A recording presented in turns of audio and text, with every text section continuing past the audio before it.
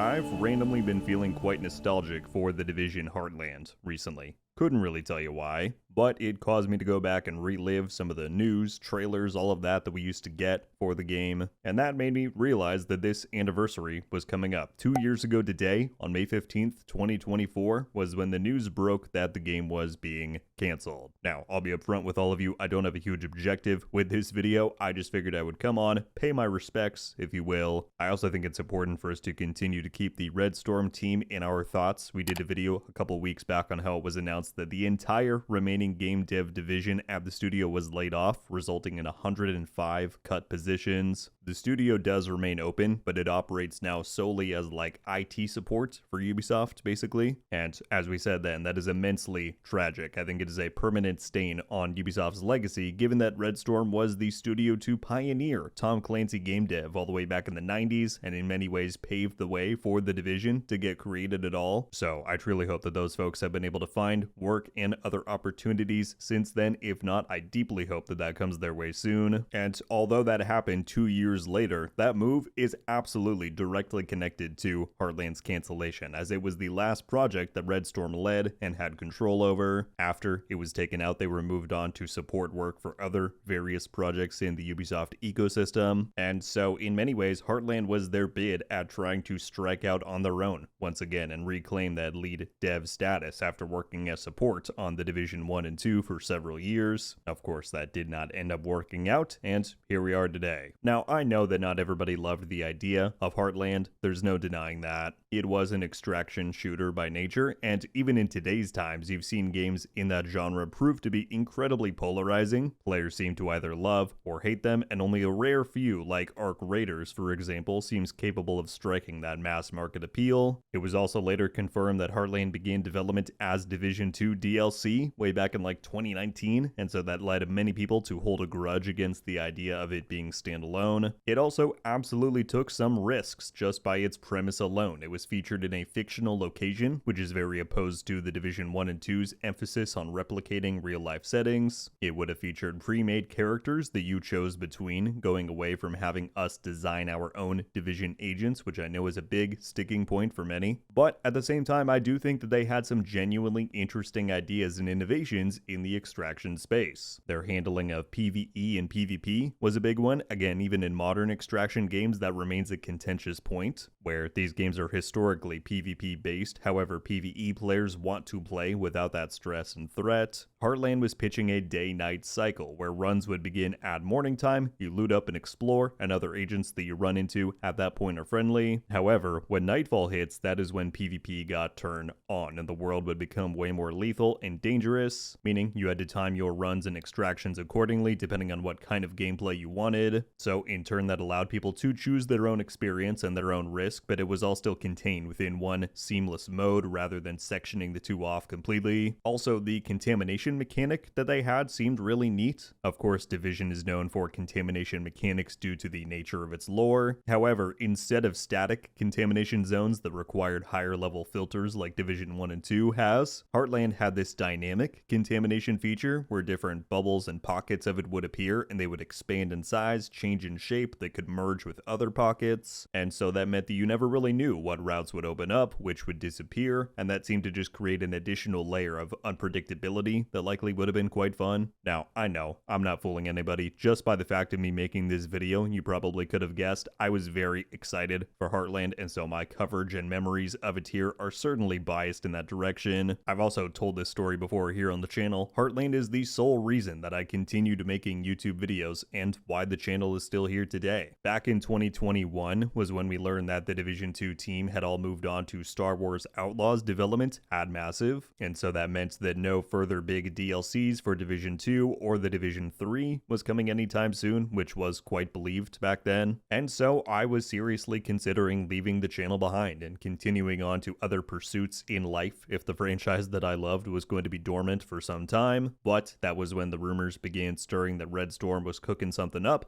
and shortly after that, the official news dropped that Heartland was in development, and really just the fact that it was Red Storm and likely PvP focused because of that really sold me off the bat. I was also, for whatever reason, just really drawn into the premise from the start. It all began with this image that they released the day of the announcement, and again, for some reason, the color scheme, the small town setting really spoke to me compared to what we were used to with the Division 1 and 2 in these major cities. And so yeah, really, I have Heartland to thank for where I'm at today, where this channel is at, and it makes me all the more sad that it never came to pass, and that Red Storm is essentially gone, which, like I said, is beyond tragic. That said, we know that not all hope is lost to still see this kind of gameplay experience in the Division. Survivors was confirmed last year as in development, this time for the Division 2, as Heartland was once planned to be. And I will say, it is certainly the more safe bet of the two, both for the fact that it is tied to the Division 2, but also making it winterized, which is much more akin to the Division 1's survival, which clearly inspired both of these projects. I also wholeheartedly believe that we never would have gotten something like Survivor so long as Heartland was around. From what we know, they have very similar premises and gameplay pitches, and so having both around at once in the same franchise likely would have meant that they would just cannibalize their own audience. So maybe you're glad that Heartland died so that Survivors could live. As we covered earlier, I'm not going to say that everything Heartland was pitching was 100% perfect, nor will I say I'm not excited for Survivors. I absolutely am. But I do think that that curiosity will always remain as for what could have been had Heartland lived to see the light of day. We will never know. That said, I do think there's a lot of layers to the Heartland tale. I know that many of you out there playtested it while it was around. That said, don't go spilling down in the comments below. Even though it has been canceled for 2 years now, the NDAs for those things very much still apply. But I just think that there's even more to the story that people don't know. So while we're not going to get into that today, I have made it my mission that whenever I choose to wind down this channel someday, hopefully many years in the future after the Division 3 has launched, I want to try and commit to putting out like a high quality documentary style video about the Heartland development journey as one of like my final projects. To be clear, I'm talking like 8 to 10 years in the future from now, but I think that would be fun and fitting given, like I said, I very much owe my channel's existence today to Heartland.